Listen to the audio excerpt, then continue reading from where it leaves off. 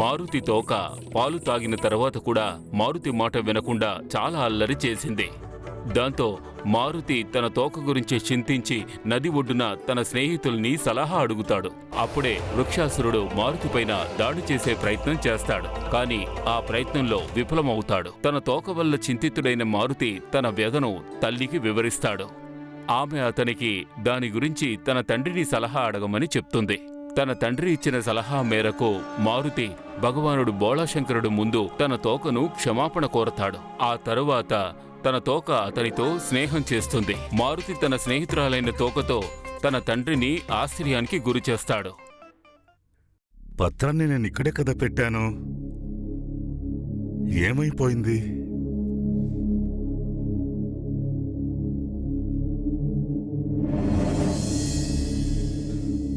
సాయం చేసినందుకు ధన్యవాదాలు.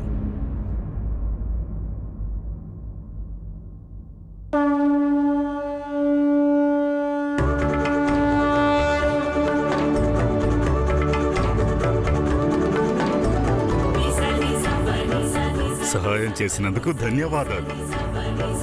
చూస్తుంటే నీకు నీ తోకతో స్నేహం కుదిరిందనిపిస్తోంది. అవును నాన్నగారు, మారుతి మీకు దేని గురించి చెప్పడానికే వచ్చాడు. మారుతి ఇప్పుడు చాలా సంతోషంగా ఉన్నాడు. ఏ విధంగా మారుతి మీ మాటను వింటాడో సరిగ్గా అదే విధంగా మారుతి తోక కూడా మారుతి మాట వినడం మొదలుపెట్టింది. నాన్నగారు, మారుతి ఈ శుభ సమాచారాన్ని తన మిత్రులకి చెప్పి వస్తాడు.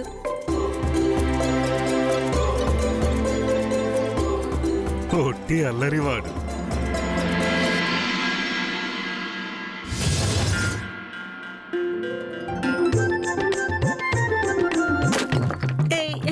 పరిగెత్తు పరిగెత్తు, పారిపో పారిపో, త్వరగా బంతి తీసుకుని కొడతాడు.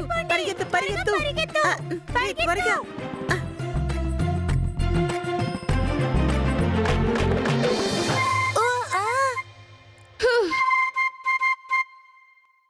సుందరం, అతి సుందరం. నీ లక్ష్యం ఎప్పుడూ తప్పదు నీలా. అవును మిత్రమా, ఎప్పుడూ తప్పదు. ఎందుకంటే నా జ్ఞానాన్ని ఉపయోగించడం ఎప్పుడూ మర్చిపోను. అందుకనే చెప్తాను, నా దగ్గర నుంచి కొంత జ్ఞానం తీసుకోమని. త్వరగా త్వరగా వాటిని పేర్చు. బంతిని ఇటు విసురు, ఇటువైపు విసురు విసురు, అంతే. త్వరగా విసురు. కొట్టు కొట్టు.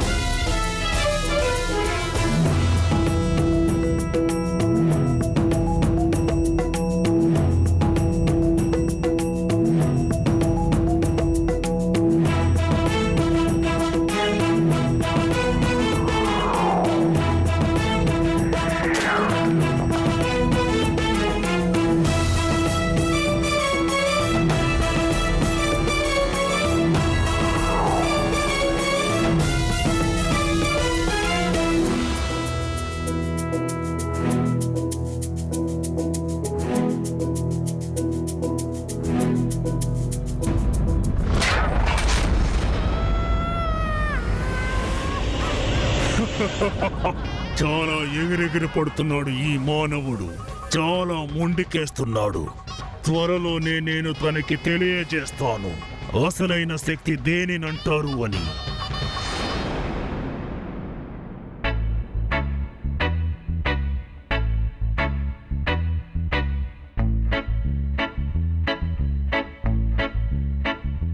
చూసావా నువ్వు?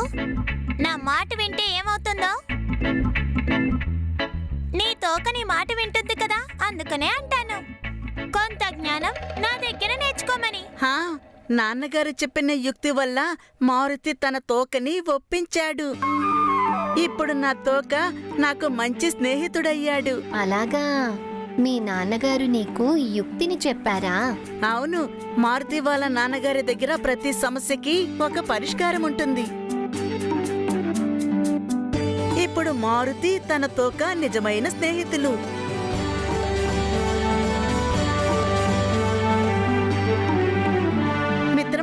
మారుతి కూడా ఆడుకోవడానికి రావచ్చా? తప్పకుండా తప్పకుండా ఆడు మిత్రమా. ఏ, ఏయ్, రండి, త్వరగా రండి, పదండి. పెడదాం, పరిగెత్తండి, రండి. పరిగెత్తండి. ఆ, తీ. త్వరగా త్వరగా. ఆ, సీను. విసురు. ఇటు బంతి త్వరగా వైపు విసురు. పరిగెత్తు. అరే, త్వరగా విసురు. ఆ, బంతిని కదా. నా వైపుకు విసురు. నా వైపు విసురు. విసురు. తను పెంకులు పేరుస్తున్నాడు. నా వైపు విసురు.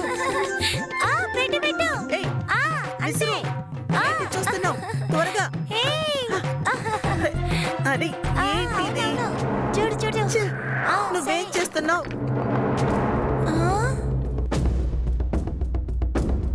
ఆ.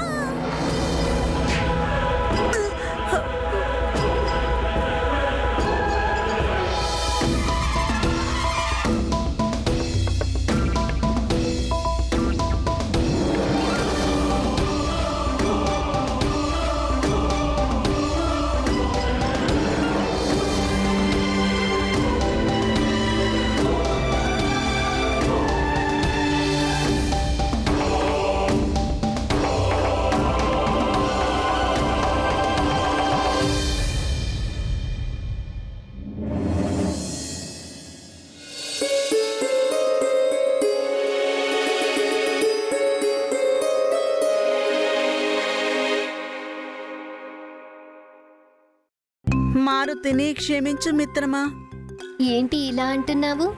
మిత్రమా అంటున్నావు, అలాగే క్షమాపణ కోరుతున్నావు. ఆటలాడేటప్పుడు దెబ్బ తగలడం అదేమీ కొత్త విషయం కాదు కదా.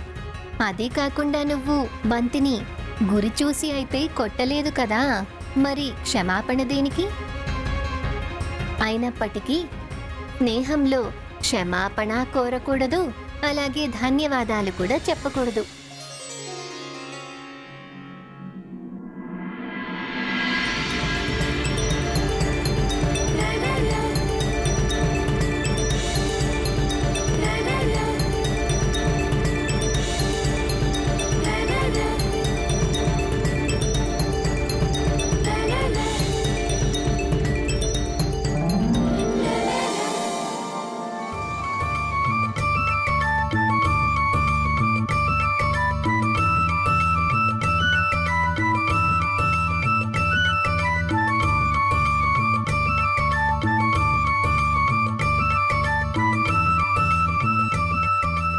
దేవి అంజనా, ఏదో పనిలో ఉన్నట్టు నాకు కనిపిస్తున్నావు.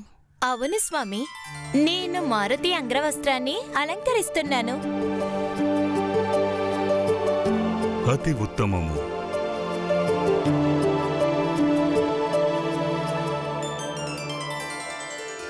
ఇంతకీ మన పుత్రుడెక్కడున్నాడు? ఈ మధ్య తన దర్శనమే కరువైపోతోంది. తన అల్లరి బాలలీలలు చూడకపోతే మనసుకి తృప్తి కలగడం లేదు.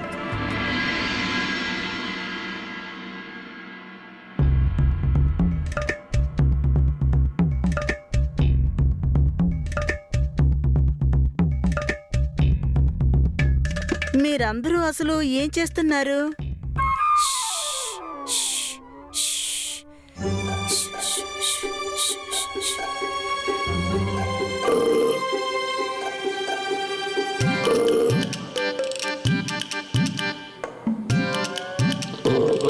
మారుతికి ఇప్పుడు చాలా మంది స్నేహితులు ఉన్నారు. తనకి మిత్రులతో ఉంటే ఆనందంగా ఉంటుంది. ఎప్పుడైతే తనకి పాఠశాలకు వెళ్ళాలని కోరిక ఉంది. ఇప్పుడు మన పుత్రుడు చాలా చిన్నవాడు కదా. లేదు లేదు, పాఠశాలకు వద్దు. ఇంకా మనం తన బాల క్రీడలను ఆస్వాదించలేదు కదా. వేగంగా పెద్దవాడైతే మాత్రం ఏమవుతుంది? తన మనసు మాత్రం ఇంకా చిన్న బాలకుడే కదా.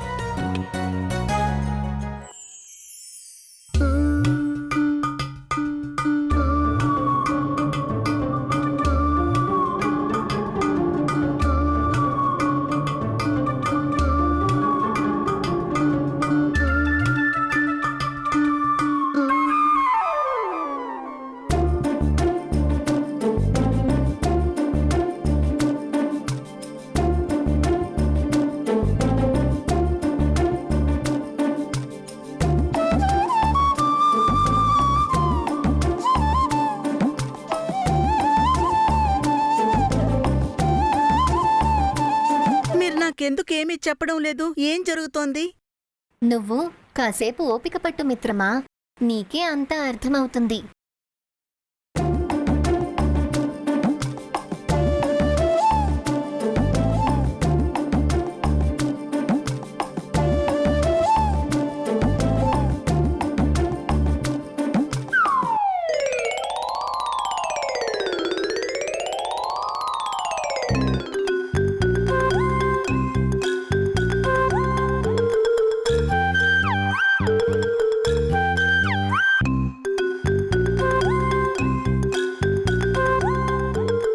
బాగా ఆలస్యమైంది. కానీ ఈ సుశీల్ ఏం చేస్తున్నాడు?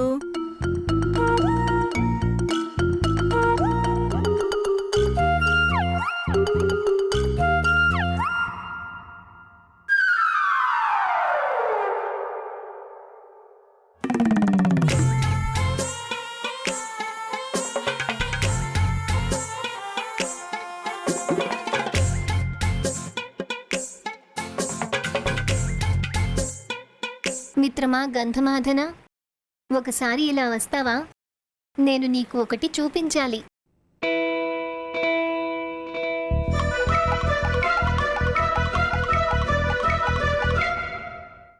నేను మీ మాటని ఏకీభవిస్తున్నాను స్వామి. మారుతి తన బాల్యాన్ని ఆస్వాదించాలి. పైగా ఈ బాల్యము మళ్ళీ మళ్ళీ తిరిగి రాదు కదా. అది కాకుండా మారుతి ఋషి గురువులు మిత్రులతో ఉంటే ఎంతో కొంత జ్ఞానాన్ని అర్జిస్తూ ఉంటాడు. అంజనా ఇంకా కేసరి దాని గురించి ఆలోచించి ఎంతో ఆనందిస్తారు. తమ మారుతి పాఠశాలలో మిగతా వారందరితో స్నేహం చేసి బోలెడంత జ్ఞానాన్ని ఆర్జిస్తున్నాడని. కాని వాళ్లకి ఈ విషయం గురించి అస్సలు తెలియదు. ఆ బాలకులతో స్నేహం చేసి మారుతి జ్ఞానంతో పాటు ఇంకా చాలా ఆర్జిస్తున్నాడని.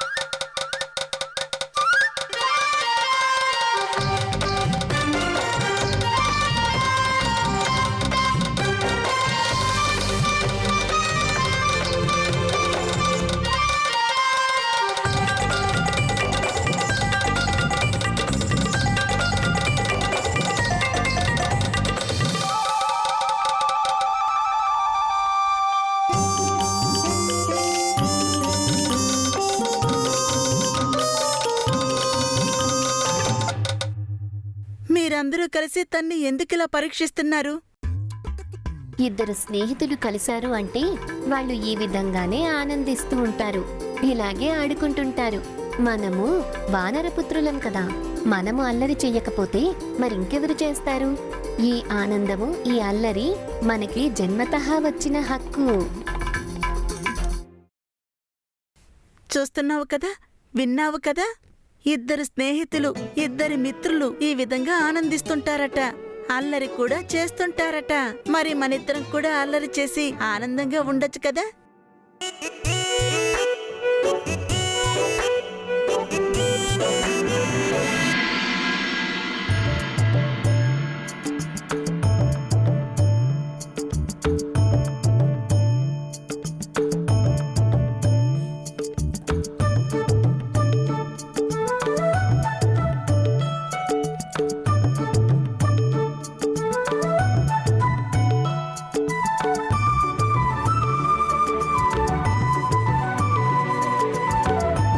మిత్రమా,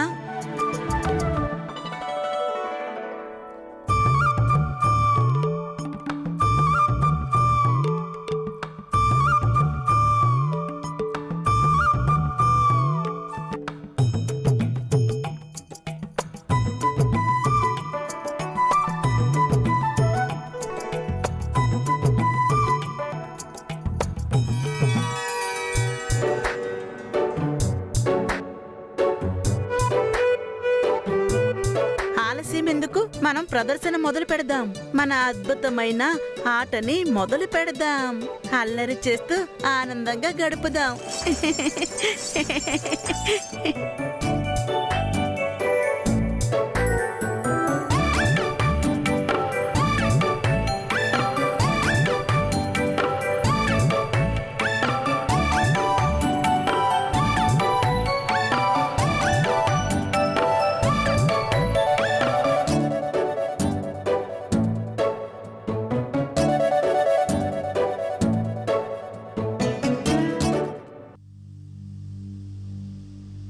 హే ప్రభు, నా పుత్రుడితో సమానముగా తన తోక కూడా అద్భుతమైనది.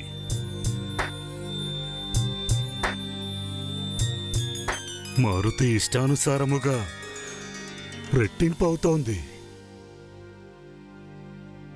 పైగా తనలాగా ఆనందంగా ఉంది కూడా.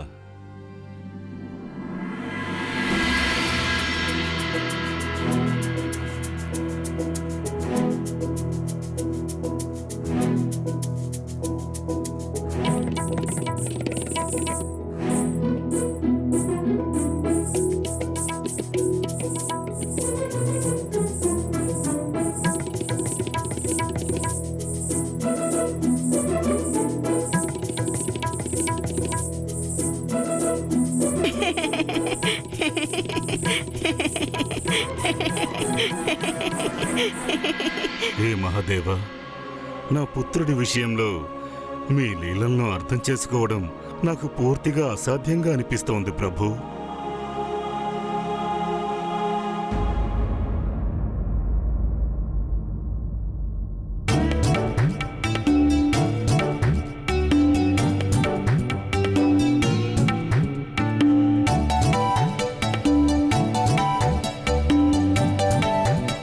సైనికులారా, ఇలా రండి.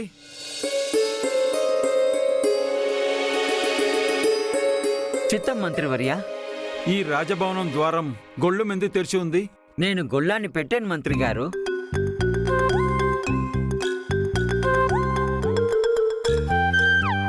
నువ్వు గొళ్ళాన్ని కనుక పెట్టి ఉంటే మరి ఈ ద్వారం ఎందుకు తెరిచి ఉంది?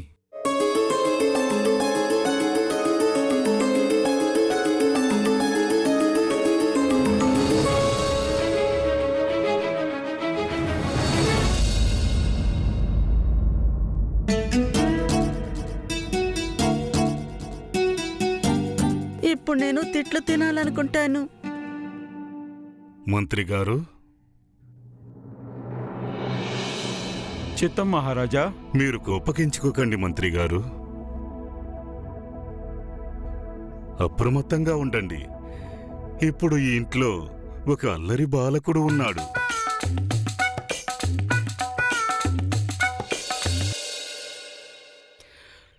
మీరిక వెళ్ళొచ్చు. చిత్తం మహారాజా.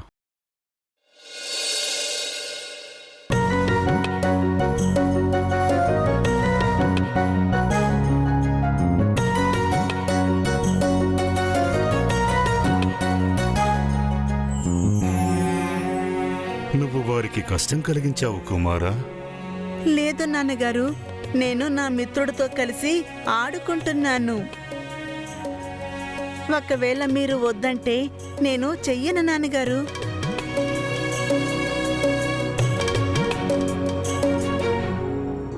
నేను హాస్య వినోదము క్రీడలాడకూడదని చెప్పడం లేదు కుమారా. కానీ ఇటువంటి హాస్య క్రీడలు వినోదాలు మంచివి కాదు. దానివల్ల ఒకరికి కష్టం కలుగుతుంది, మరొకరి కోపానికి గురి కాకూడదు. ఇంకెప్పుడు అటువంటి పని చెయ్యను నాన్నగారు.